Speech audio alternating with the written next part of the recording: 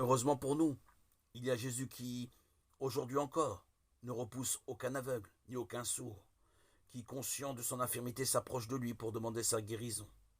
Et chaque jour à nouveau, chaque matin, dit le serviteur du Seigneur chez le prophète Ésaïe, Dieu éveille mon oreille, qu'on peut traduire aussi par Dieu creuse ou ouvre pour que j'écoute, comme un disciple.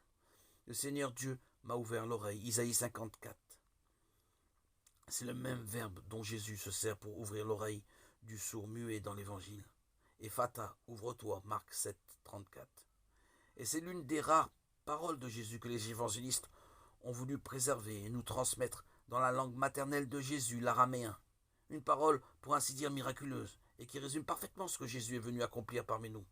Ouvrir ce qui était fermé, dégager ce qui était bouché, creuser ce qui faisait obstacle à son message, et ce dans un rapport intime avec lui. L'avez-vous remarqué?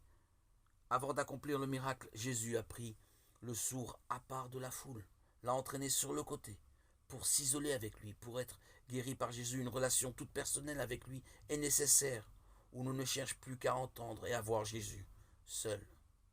Toute autre lumière pouvant nous aveugler davantage encore, tout autre bruit risquant de nous abasourdir à nouveau, car il nous suffit d'être aveuglé par Jésus seul pour être rendu à la lumière, d'être assourdi par Jésus seul pour être enfin en état d'entendre sa parole.